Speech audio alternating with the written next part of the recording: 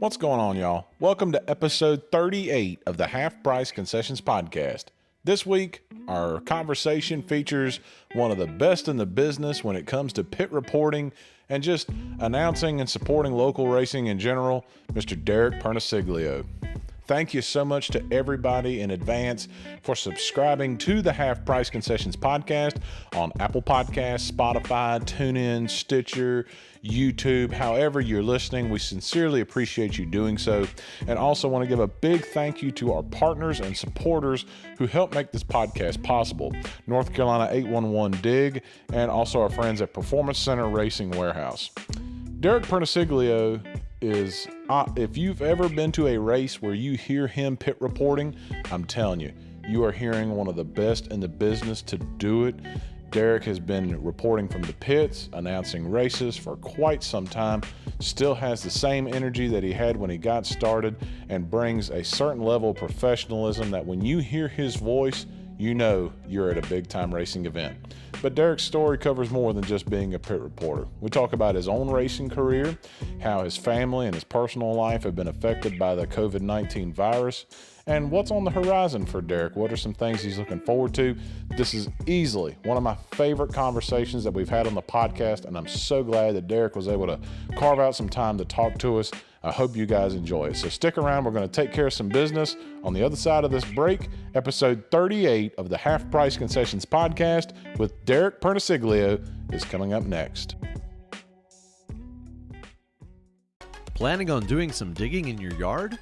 Your simple backyard project could quickly turn dangerous. Buried underground cables and lines are just inches below the surface. So don't forget to make one very important call to 811. Calling 811 is the first step in having your buried utilities marked so you know where it is safe to dig. 811 is free, it's fast, and it's the law. For digging projects big or small, make the call to 811. Hey guys, have you heard about Anchor? Well, you should. It's the easiest way to make a podcast. First and foremost, it's free. There's creation tools that allow you to record and edit your podcast right from your cell phone or your computer. Anchor will even distribute your podcast for you. It takes all the work out of it. Your podcast can be heard on Spotify, Apple Podcasts, and many more. You can make money from your podcast with no minimum listenership. It's everything you need to make a podcast in one place. Just download the free Anchor app or go to anchor.fm to get started. This episode of the Half Price Concessions podcast is brought to you with support from Performance Center Racing Warehouse. In addition to being the home of the PRW chassis, Performance Center offers in-house setups and consulting, plus suspension and chassis pull-down analysis, along with their fabrication shop that can reclip your race car with the fastest turnaround in the industry. Give Roger Johnson and the Performance Center team the chance to earn your racing business by calling them today at 704-838-1400 or visit them online at performancecenter.com. That's PERFORMANCENTER.com.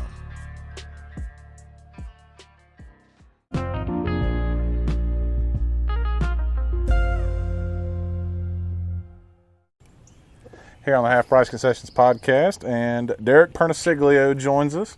DP, good to see you as always, my man. You have not gotten any uglier since the last time I seen you. You're still pretty, you're still baby faced. But just good to see you first and foremost, man. I feel weird seeing you not at a racetrack. Like, this is such a weird phenomenon for me. Usually I only see you, there's cars on the track, you're running up and down pit road like a crazy person, or north-south shootout when we're in the tower counting caution laps and how long it takes before we restart. But it's good to see you, man. How are things for you? Things are great. Thank you for having me on your podcast too. I appreciate being a guest. Things are good. I know normally we're under circumstances where we're under high intensity situations at the racetrack between races or running up and down the grandstands doing victory lanes or whatever, but I know it's kind of different setting sitting here on my patio in my backyard with the birds chirping. I will always remember the first time we got to work together was Martinsville. We were covering the big Martinsville Late Model race, and I felt bad for you because there was 3 of us up in the booth, and you were the lone man running all the way around the paperclip pits with 42 late models, and you were still doing an awesome job. And then we got to Victory Lane, and your battery died, and you had to go get a replacement battery, come back, and try to do a Victory Lane interview while people were taking pictures. And I always remember you radied up and were like, I'm about to piss a lot of photographers off, but I got to get this interview. How long have you been doing this whole pit road thing, Wasn't the man? first time. It's not the first time you ran into that. Or piss photographers off. No. But, Well, actually, my broadcasting career started after my driving career. I was 20 years old when I started race announcing at a local go-kart track on Long Island, and just did the weekly events there, and then would drive my own car at Riverside Park Speedway. I ran a Pro 4 modified at Riverside Park Speedway for a while, and then ended up driving my father's Midget. Excuse me. So was driving for my dad, and then before we would leave for the weekends to go away racing, I would announce the go-kart races on Friday nights to make a little bit of extra cash, and people thought I was pretty good at it. Eventually, the series that we raced with, NEMA, Northeastern Midget Association, caught wind that I was announcing races. So anytime that I wasn't driving, they asked if I would go up in the booth and talk at different tracks. And I started doing that. And we got to a point where my brother was also driving for my dad too. So anytime we didn't take 2 cars to the racetrack, my brother would drive and I'd go up in the announcer's booth and call the races for the night. And the cool part about doing that was I got known because NEMA was a traveling series. So we went to Stafford, to Thompson, to Seekonk, to Waterford, all the tracks up in the Northeast, Lee USA Speedway, Beech Ridge up in Maine, Oxford, you name it. So it wasn't like I was stuck at one track announcing all the time. I got known around the area and seen. And a local TV up there was going to cover the race locally, and they asked me if I'd like to come in. And I came in as a color commentator for some Pro 4 races and the Midget race.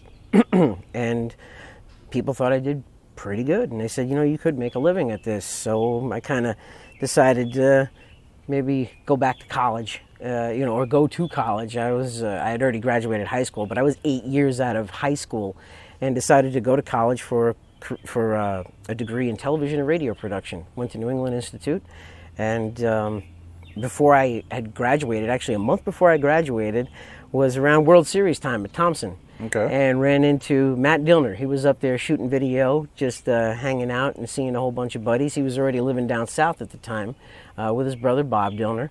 And my family had known the Dillner family for all those years at Islip. I mean, I'm sure you see Matt, praising Islip Speedway as, his home track as a kid. And our family sat together in the grandstands back in the day.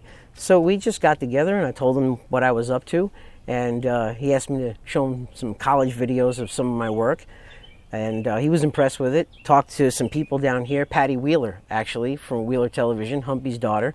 They were producing Race Day on TNN when TNN was around. Yeah. Rick Benjamin was the host, and Ralph was also a host. Pat Patterson was a host. The show was around for such a long time, but they were also doing a lot of the World of Outlaws and ASA races. They were producing those races as well. So I got hired a month before graduation as a production assistant. So I had moved my entire life from Rhode Island, that's where I was going to school, down to North Carolina. How scary was that, man? I mean, that's family, that's all your possessions. It actually wasn't that bad. What was more scary was moving from home to college, because that was the first time I had ever been on my own by myself. I was dropped in Providence, Rhode Island. I didn't know anybody around or how to get around. I didn't know what road went where. I was afraid to get. You didn't have MapQuest and GPS. You got to find it the hard way. Yeah, this was 1999. There was no such thing as GPS on your phone or anything back then. I didn't even have a cell phone back then, but. That was actually more scary than moving down south, because moving down here, I knew I was in for the same thing, not knowing people or how to get around. There was a few people I did know, so I felt more comfortable moving down here.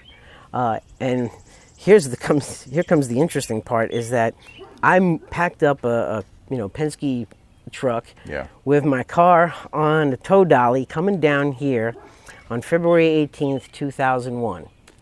And everybody knows what that date was. It was the day that Dale Earnhardt had passed away in the crash at Daytona. And my father, and it was an interesting story, my father and I were listening to the broadcast on the drive down.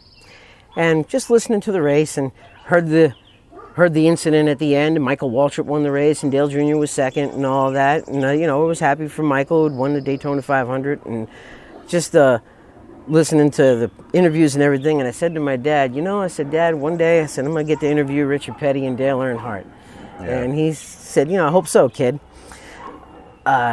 They didn't touch back on Dale's crash that much on the radio. And I thought that was kind of weird. Probably about the time they signed off, it was still kind of up in the air. Even TV hadn't really gave a definitive what had happened. Right. So I thought it was kind of weird that they didn't touch on it. We drove the rest of the way down to North Carolina, and I knocked on the door at Matt Dillner's place, and he was white as a ghost. Oh, and man. I mean, you could tell he was upset. And I was like, what's the matter? And he said that Dale Earnhardt didn't make it through the crash. And my jaw dropped, because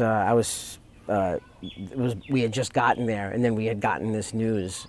So it was unbelievable. And then 7 o'clock the next morning, my first day on the job, I was setting the camera up in front of DEI.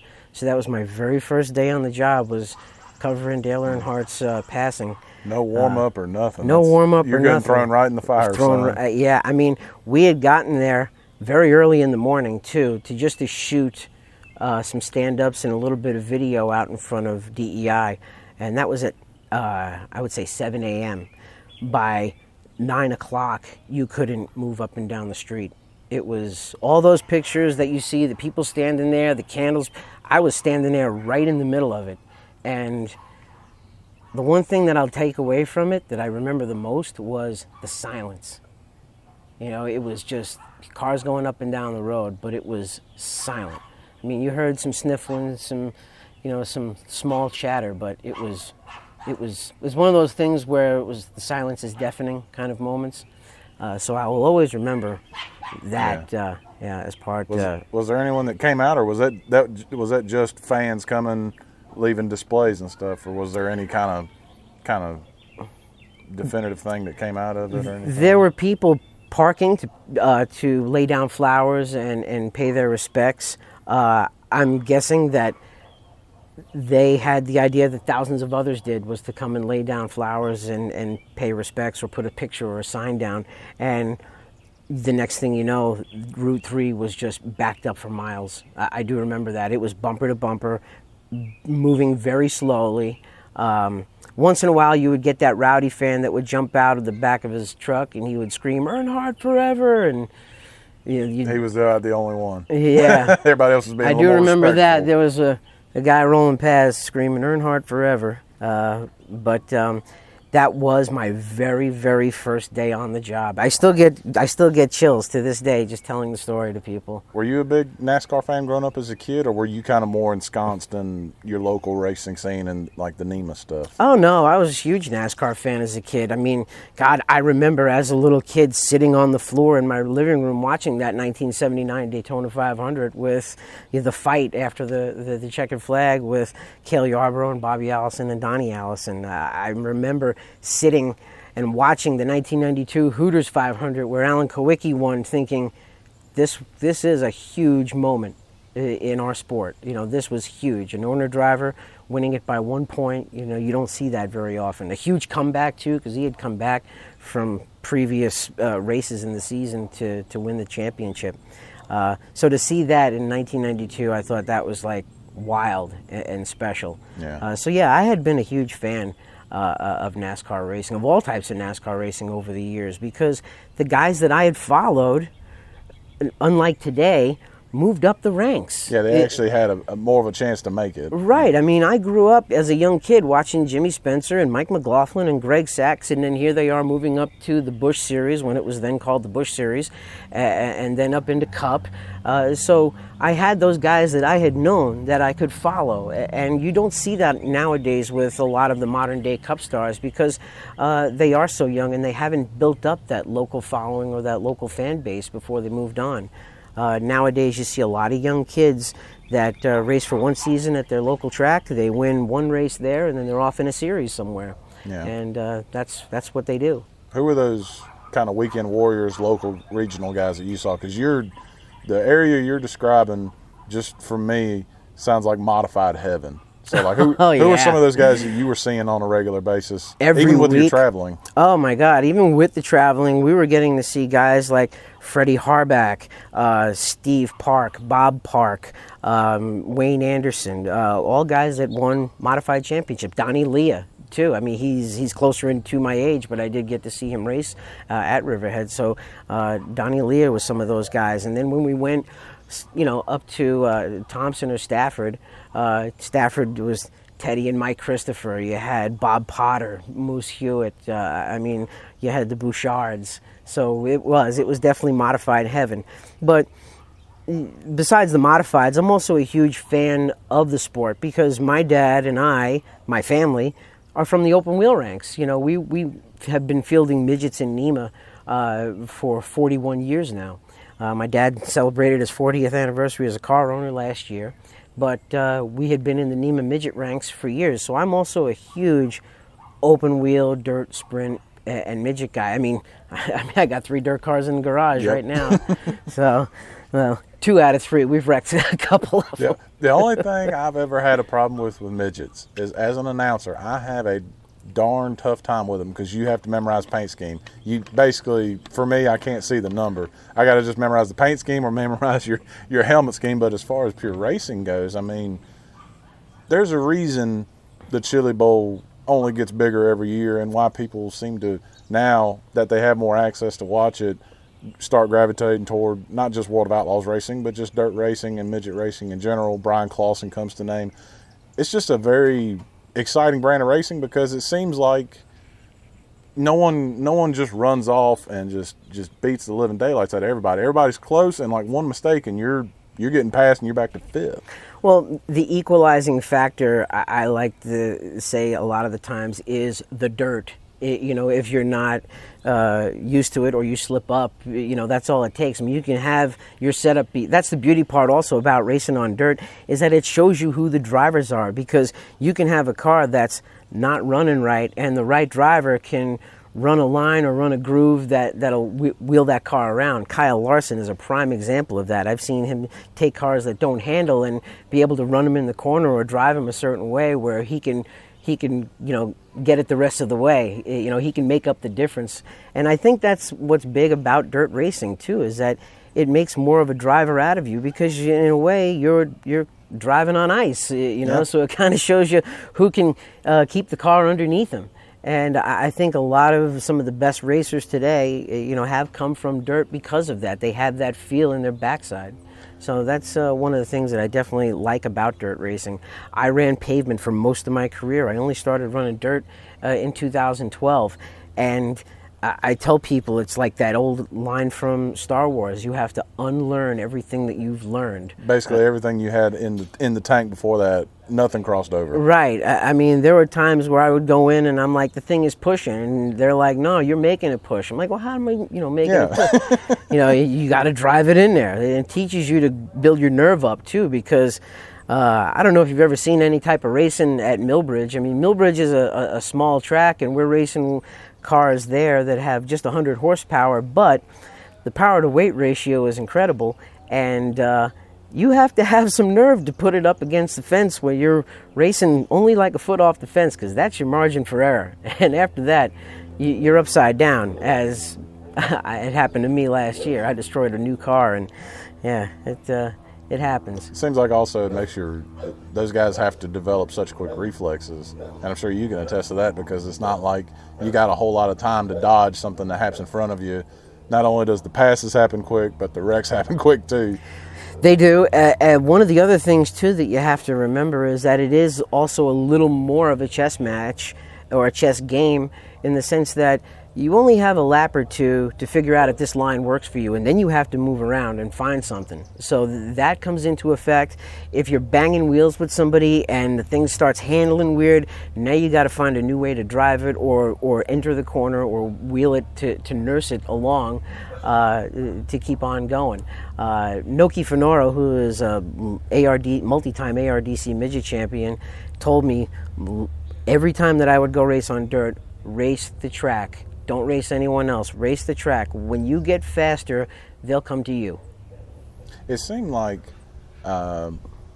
just with all this experience you have, that almost it would have made your pit reporting a little bit easier, just from the sense that you know mechanically. You've got a better idea mechanically, whereas like someone like me or a lot of other people that get into announcing have never driven a race car or really worked on a race car. So the way we try to describe things is kind of coming like from a lower IQ.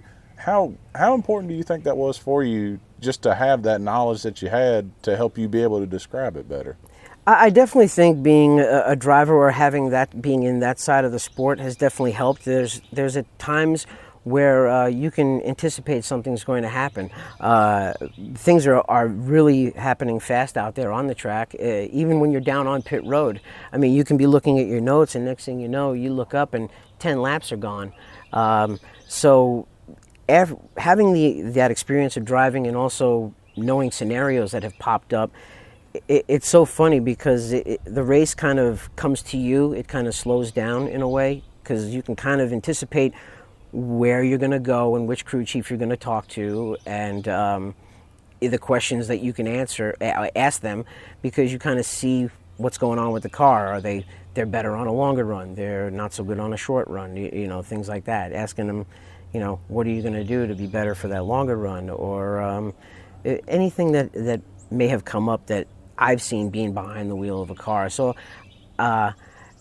granted, I don't know everything, but I think that some of my experience definitely helps me on pit road. I bet it definitely keeps you from asking dumb questions. I know a lot of people, myself included, because we don't have that knowledge, sometimes we'll slip up and you ask a question, you go back and listen, you're like, no wonder that guy gave me attitude. That was a just terribly dumb question. I just asked, why'd you get in that wreck? I wasn't planning on it. Oh, I've done it a million times too. Don't get me wrong. I've asked the idiot questions before and had some drivers look at me like I've had lobsters crawling out of my ears. So it happens. So you started off being in the booth at some of these tracks. When did you kind of start migrating down to pit road, or were you kind of down there from the start? Well, my pit reporting stuff actually started with PA stuff. Yeah. I was the track announcer at Thompson Speedway. It was myself, Kyle Rickey, who is now on MRN, and Russ Dowd, who is an old veteran announcer from up in the Northeast. He's got decades of experience, and he was definitely mine and Kyle's mentor while we were learning our craft. So one of the things that would usually happen was Kyle and Ben would have the call in the booth for the modified races, because this is before we were doing television or anything like that. And I even just volunteered. I said, hey, will the wireless mic reach on pit road? And they said, yeah. I said, well, how about, if you put me on pit road, and if I can do some reports, let me know how it sounds. So we gave it a shot, just to try it, actually, just on a lark. And we did it for one race. And after the race was over, Russ came down and he had this big smile on his face, and that sounded incredible, and we got to keep doing that. And it did. It turned into doing the modified tour races there, doing the Busch Grand National North races there, which eventually evolved into K&N.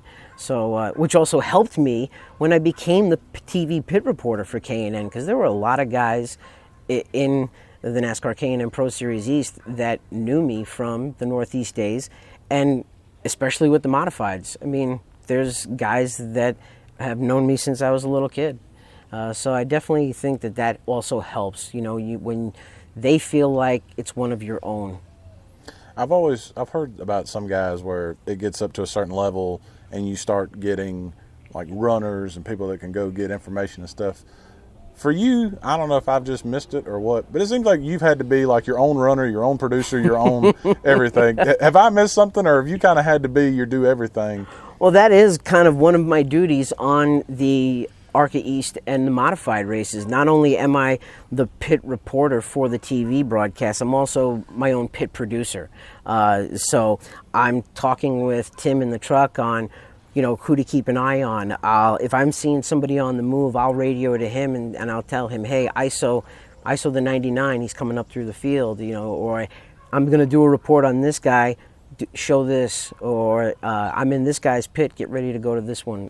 So there's some pit producing along the way that we do. I also set up and do all of the next-gen profiles, and I have to produce them at the racetrack ahead of time. And then what people don't realize is I'm also the mule for those races. Yeah. So after we're done at the end of the night, the TV crew gives me all of the footage and all of the timing and scoring and all the data and the playbacks and everything, and they put it into a small Pelican case, which we like to call the football, the nuclear football. Yep. And I carry that back to Charlotte. So as soon as I land, I don't go home. I go to the NASCAR Hall of Fame and I drop the footage off so they can start editing with it. Wow, that is a lot of work. It is, but it's what I love about it is I'm getting to do for a living what I would sit in the grandstands and watch for free. That's one of the main things that I love about this, is that I've been very blessed where the stuff that I grew up with is the stuff that I'm doing for work now.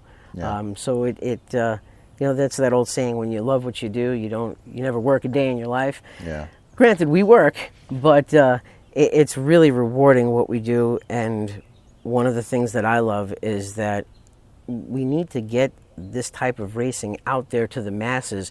When you talk to somebody who isn't a race fan, the first thing they think of is the Cup Series when they think racing. Oh, yeah. NASCAR. But they don't realize that they look at the sport from the top down, where guys like you and me look at it from the bottom up. And I like to think that it's an effort to try to put this good racing out there to show other people there's all this stuff. There's this huge variety of racing out there. Yeah. And that's one of the other things that's great about racing compared to, say, football or baseball, because it's just baseball. It is what it is. It's football. It is what it is.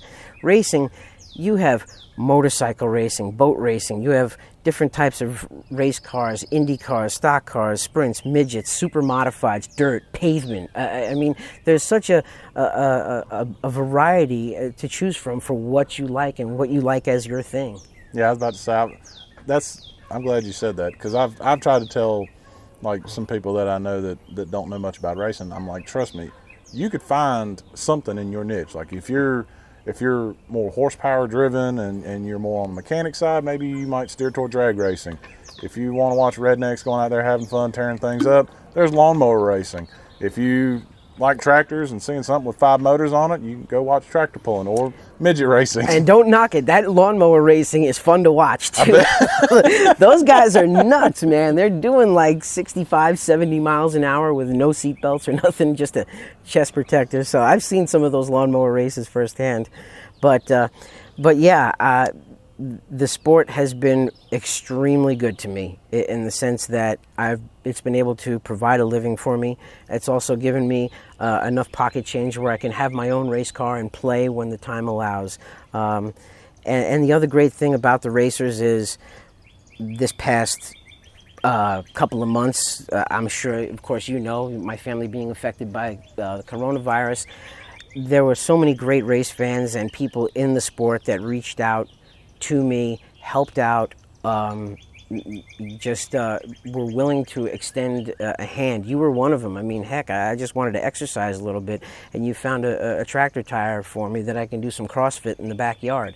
So, it's people like you guys that were just great, and it really shows you how much you're appreciated, and it's one of those my cup runneth over moments. Yeah.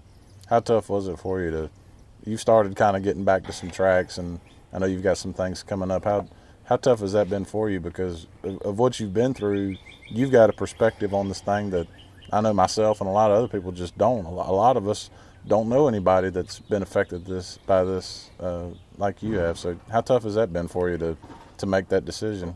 It's been tough for the people that don't know out there that are listening. I lost my grandmother and my cousin and 2 close friends from back home to the coronavirus in March and in April. I'm like everybody else. I want to go back to racing, but I also have mixed feelings about it. I see the arguments that people get into on Facebook, and I can see both sides of it. I don't give my opinion on social media because the second you give an opinion, you make yourself wide open for an argument, and especially when they see me reply, people kind of want to own the TV guy, I guess you could say. You're an easy target. Yeah, but I do have a lot of mixed emotions about it. I was shooting video this past weekend at the racetrack at Fayetteville. The place was packed with people, much like Ace was this weekend.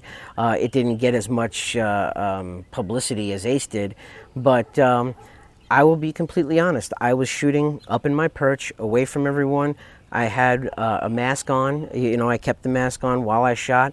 I need to earn a paycheck during these hard times, but I was not completely comfortable about being there. I will be completely honest. Yeah. I liked the fact that I was back at the track, but I wish it wasn't under such uneasy circumstances. And I do. I want to get back to racing, just like everyone else out there wants to get back to racing and what they knew as normality. But I also don't want people to go through what my family went through. It's not just getting the virus. There's all these little ancillary things that come along with it. Who was I in contact with? Am I going to give it to somebody?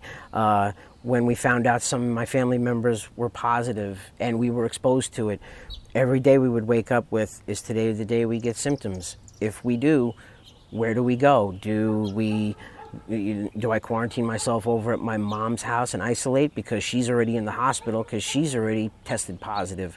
If I test negative, do I stay? Do I leave New York? So there's a lot of those little things that will play on your head. It's not just getting the virus and getting sick. There's so many things involved. You can't see your loved one. You can't. At first, when my mom had it, they would let us into the hospital, and it got to the point where they would let us in the room as long as we were completely covered. We couldn't hold her hand to let her know we were here. We couldn't hug her to, let her know we loved her. We could just talk to her from the other side of the room. And then it got to, you can only stand outside the glass to see them. And then it got to, you can't even come into the hospital. Yeah. So there was that kind of stuff, the steps of being further separated from your loved ones. And it's just something that I pray nobody that I know or care about has to go through ever again. Yeah, that separation is. I had something not quite along that line. I had a grandpa that had a stroke, and ended up leading to his passing. And because of all this, we couldn't go visit him in the hospital. All we could do was, they had like a little video thing set up, and it was a nice gesture, but it was still just like heartbreaking to not be there. So on some level, I get what you're saying. That separation is just, and you had to do it. And then Matt, take that feeling and then amplify it with someone who is testing positive and dying, because my cousin who passed was on a ventilator for 17 days, and their family only had opportunities to say goodbye via speakerphone and video chat, and it's heartbreaking. I feel terrible for my cousins who are going through it. I mean, I lost a cousin who I care about very much. It's a tough situation, and it's one of those things that I wish never happened. But until somebody is affected by this, I see the people ranting and raving on Facebook, and I understand their frustrations. I get it. They want to go back to their normal lives. But the other thing that I notice is that the people that have been affected by COVID-19 are usually quiet on social media, because they've been through it and they've gone through it. I understand everybody's frustration. I wish this never had happened. Yeah. So, back to more positive things with racing. Yeah, let's take a left turn away from negative town, right? Yeah, that was a tough one. But I mean, I'm glad you shared it because, people need to hear that. But as you kind of began to build up, you're building your resume, you're learning things, you're getting your name out there more, like you said.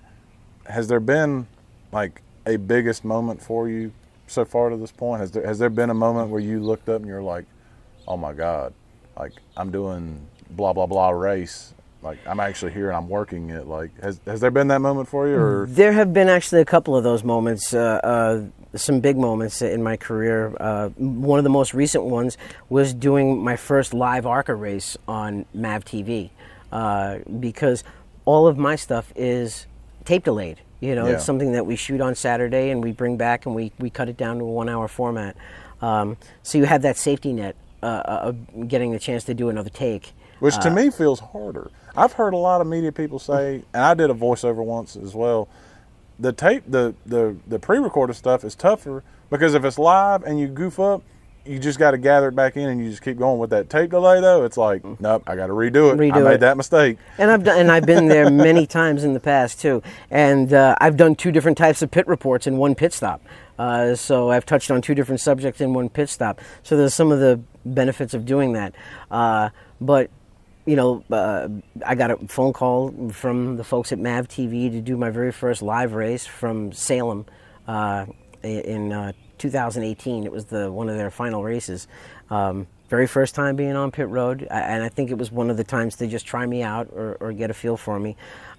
Luckily, Bob Dillner was up in the booth along with Jim Trado, 2 guys that I know very well, and they were very supportive of me being on pit road, and they both shared great information too, which made everything feel more comfortable.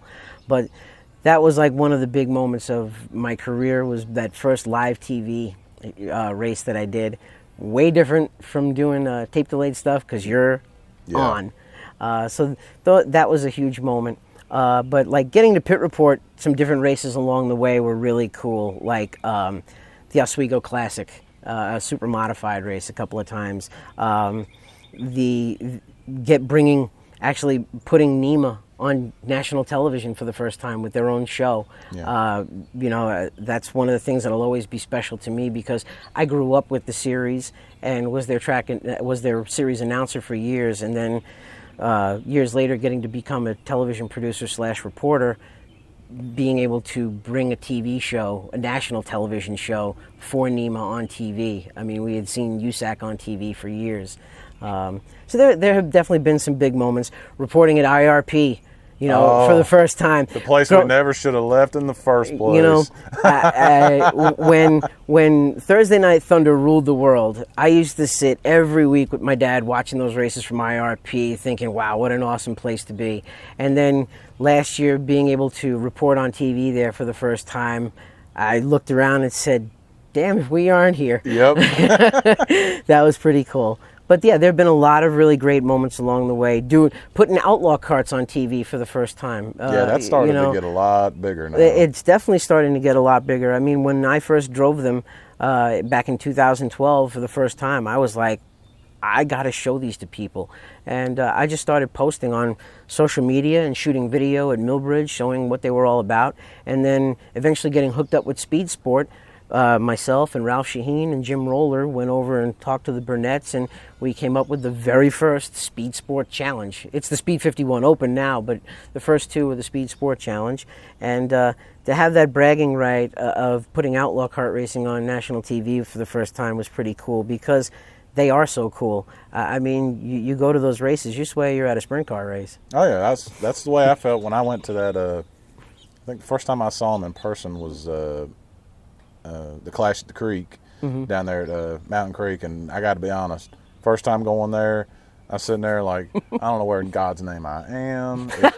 If Tony Stevens lured me out here, pasture. Yeah, like this is where I died. Let me tell my wife I love her. And then I get down there and I see it, and you were there racing. Kyle Larson was there. Ricky Stenhouse was up there watching, and like just watching you guys from the infield, I was like, my goodness, this is something. Yeah. But then a bunch of y'all wrecked, and I was like, oh boy, y'all like to tear equipment up too. Oh yeah. Well, and that's one of the coolest things about the outlaw kart racing is that you could pull into the track and look over your shoulder and, oh, tonight you're racing with Kyle Larson. Or you look over your shoulder, oh, Rico's here tonight. Or Stenhouse is racing tonight. I mean, I remember being in a heat race one time, and I was on the pole. Tom Hubert was on the outside of me, and if people don't remember Tom Hubert, West Coast late model racer, ran the truck series. He has the track record at Sonoma in the truck series too. Long-time road course racer. I mean, he's done it. He's done everything. So he's uber talented. I got Stenhouse behind me, Rico's to the outside of him, Brian Clausen's behind him. And all I'm feeling like is a chum in the Shark Tank. Yeah, I'm the sap on the pole that if I screw up, everybody's gonna crash into me. Man, I never felt so intimidated in my entire life. And I'm sitting there, I'm like, this is the heat race you guys put me in? Yeah. On the pole, no matter too. Wow. So, but yeah, that's some of the cool things about the outlaw kart racing, and it's a lot of fun. Yeah. So I'll get to do much of it this year because of the whole situation, the coronavirus, and in people's income being affected. I mean, I've been affected just like everyone else. No TV means no work. Yeah. So we're all hitting some tough times right now. So have you had an aha moment as far as interviews go? Because I know you're paid to keep you cool under pressure, but have you had anybody that you've had to like run up and go interview and you've just been like, holy crap, I'm actually interviewing this person? Like I remember, I'm trying to think, when Jeb Burton came to race at Ace, who's Ward Burton's son, and I remember like saying hey to Ward Burton on pit road, and I was just like, I just talked to a Daytona 500 champion. But I'm supposed to like be professional and not act like a kid and go ask for an autograph. Have you had any of those?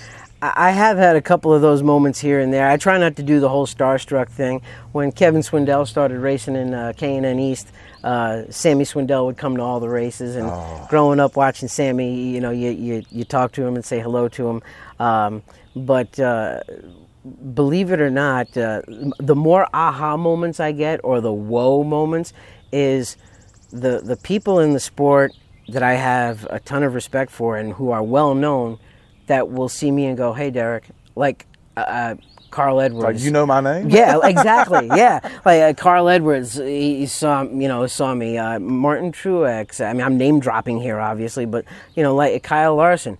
I mean, we were at the Clash of the Creek, and he comes up behind me. Hey, Derek, is the B feature going out first, or is it the dash? And I was just like, you talking to me? Yeah. You know my name? So yeah, it's that. And like Justin Allgaier too, great guy. We don't know each other too well, but he walks up to me, he's like, man, I see you on TV all the time, you're doing everything, and just talking to me like I'm a regular person. So it's those aha moments that I get more of. It's like, whoa, you don't realize how much reach the TV has until you have moments like that. Yeah. Matter of fact, you're going to love this. Right. I got pulled over by a Connecticut state trooper heading from the airport in Providence to Thompson Speedway to report a modified race that night. And I was going down Route 44, and I was running a little behind because my plane sat on the tarmac a little longer than expected. So I was breaking the speed limit through there. And, of course, he put the blue lights on, and he pulled me over, and I had my NBC shirt on and everything. And he was like, where you headed? I said, to the track. We've got the NASCAR race to do tonight. He's like, doing TV, huh? So, yeah. He goes, yeah, I know. I've seen you before. The cop knew who you were. And the cop knew who I was. And did you get out of the ticket? Yes, I did. He let me go. And I told him, I was like, man, thank you. I said, if you want, swing on by the TV truck later. We'll give you a tour of the TV truck, check everything out. And sure enough, he come on by. He come on by a little bit later that night, and we brought him inside the truck and let him watch qualifying and how we switched the race during qualifying. So he got a kick out of that. So it finally paid off. It finally paid off. Exactly. Yeah, exactly. 13 years of being on the air, one ticket getting out of it. It's great. Go. Well, I know probably some people out there listening are people that might be announcing at their local short track, or they might be doing it a little bit, maybe a little more as a side hustle, maybe not quite on the level that you got to. But I always love to get people to give. That it doesn't have to be like golden rule advice or whatever, but maybe just something to follow. Because if you're not out there seeking wise counsel or having conversations, or you're scared to talk to people that have been doing this and have experience, you're not really learning like what's a do and what's a don't. So if there's someone out there that might be starting to do it kind of on the side, or might have aspirations to do it for a living, what's a little tidbit you'd give them to kind of help get them through and over to the other side, maybe have a little more success? Learn as many aspects of the business as you can. That's one of the biggest things, because it makes you more marketable. If you can do a bunch of different roles, that means you can work in a couple of different positions in the business. Learn how to announce races, brush up on being on camera, practice in the mirror. Believe it or not, I did that in my early stages of my career, was looking in the bathroom mirror, just trying to talk to myself, or just having some sort of delivery. Learn to write press releases, learn how to make your own videos too. It definitely helps if you're a self-promoting machine. That definitely does work out in your favor in this business.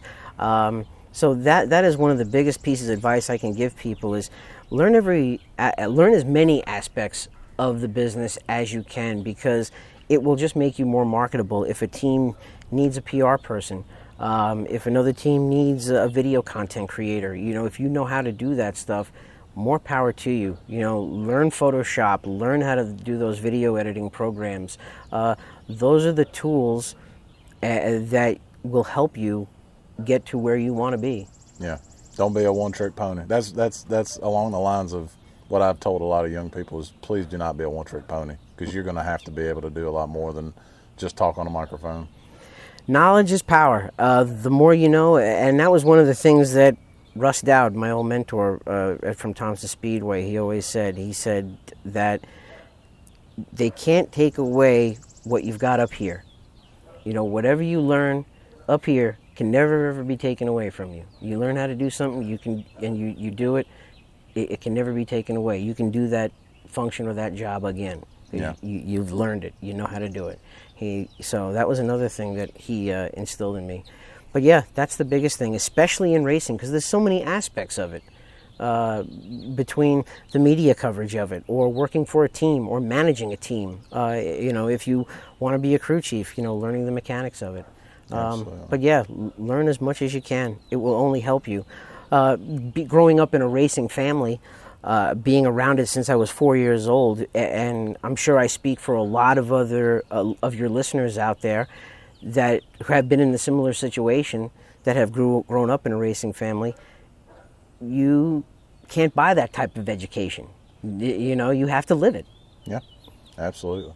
Well, before I let you go, I know because of all the stuff that has happened, and you and I talked a little bit before, you're kind of a bit of a free agent here. You're out and on the market. If someone out there is like, I'm needing some talent, I'm trying to differentiate between who or what, why should, in a kind of garden variety way, why should someone come and hire Derek Pernesiglio? What are you going to bring that maybe someone else can't? Well, I like to think that I bring my hard work ethic with me. I also like to think I bring my knowledge of a couple of different aspects to your project. As I could produce if you need me to, gather an interview, write something if needs be. So a lot of those things I like to think that I bring to the table. Well, you put me on the spot here. I put you on the spot there. You put me on the spot here. I feel like I'm at a job interview. Well, it might be a little bit. You never know. Yeah. No. I think it sounds a lot better with your voice than it does looking on a piece of paper. Yeah. One of the things that I definitely think that has helped me along the years is just being in the sport for years too. Granted, I don't have as big of a name as, say, a Mike Joy or a Matt Yoakum or anything like that, but I like to think that I've carved a little bit of a niche for myself in the short track racing world. Yeah. And there's one thing for sure, if they go online and Google image search you or YouTube you, they're not going to have to worry about you eating their snacks because you stay pretty skinny. Well, it's like they say, the camera adds 10 pounds, and I'm 45 years old now, and I'm competing with I'm competing with some very young women out there that are on pit road. I mean, they do a great job too, but the camera likes pretty people, and you got to kind of look as appeasing to the eye as possible. But I also like to think at 45 years old, I still stay pretty active, and I still have. What is it? You still feel like you're 21, but you're wise enough not to get yourself hurt. There you go. Well, Derek, I appreciate it, and always wish you all the best. And I know I'll be seeing you at some racetracks, and hope that you know that I've always the times we've gotten to work together, I've always appreciated it, and you've always done a good job of reminding me how much I don't know, because when you come in with 10 binders worth of notes, and I'm like, I got a piece of paper I need to go do more, but I've always appreciated that. Well, thank you. I appreciate you guys having me on the podcast. It really means a lot to be here, and also to talk about my experience with the current situation that we're facing right now. I really hope that some of my experiences can speak to some of the people out there who haven't gone through it, and they can understand my perspective on it. But thank you for having me on the show. I really appreciate it, and you do a great job too, man. I try my best. I'm not as pretty as you are. Thank you for listening to yet another edition of the Half Price Concessions Podcast. Be sure to subscribe to our podcast on Apple Podcast, Spotify, Stitcher, TuneIn, Overcast, Himalaya, Castro, whatever podcast app you're using. Please hit the subscribe button. If there's a section to leave us a rating and review, please leave us a good one. It would really help us out a ton. Also, if you're listening on our YouTube page, hit the subscribe button there. That way, you'll get notified every time we put out new episodes. Also, you can email the show. The email address is halfpricedconcessionspodcast@gmail.com. You can email us questions, concerns, ideas for future episodes, anything and everything. We'll definitely respond to it, and we just appreciate you listening. Also, if you have friends or family who want to listen but don't want to go to YouTube and don't have a podcast app, you can listen to every episode on our website. That's www.anchor.fm/HPC podcast. Thank you for listening. My name is Tyler Williams, and I hope that you have a great day.